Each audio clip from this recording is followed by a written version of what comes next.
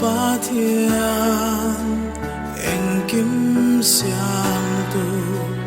phật thu ba thiên rèn lâu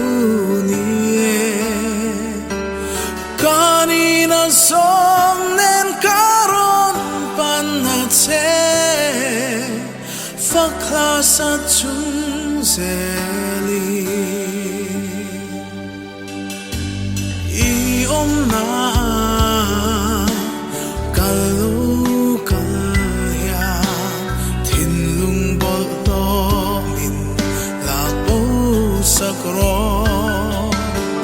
Krista thì sen cả thiam chân na lâu chu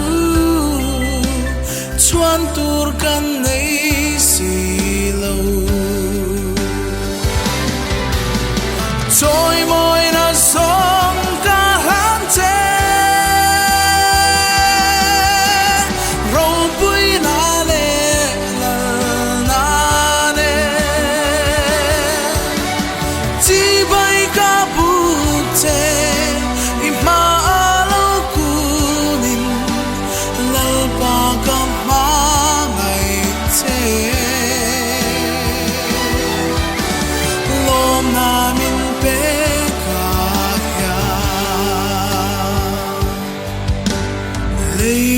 với đi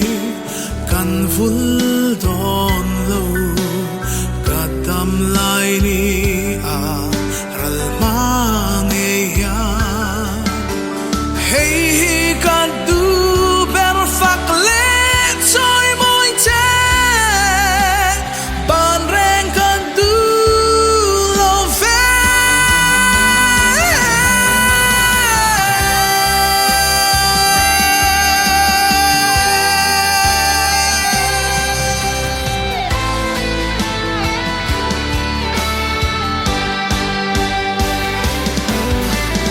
trôi môi na sông cả hát che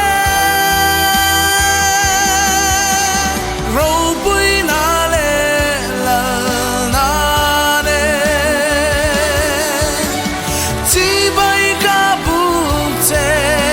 ima lâu kunin lal pa ka ma ngày che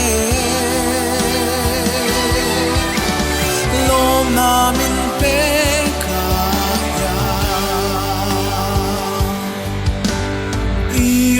na kal lâu kal ya thiên lung bol lo min la bo sakro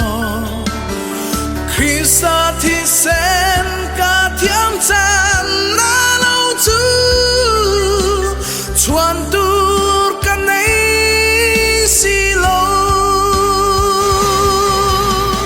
trôi môi na sông cả han che râu bụi na le na ne lo chỉ bay cả bụng che ima lâu cu lal pa ka ma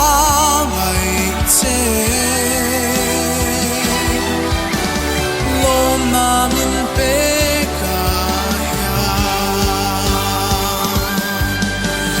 chỉ bay cả bụng che mà lâu cu lal pa ka ma ngày che lom na min pe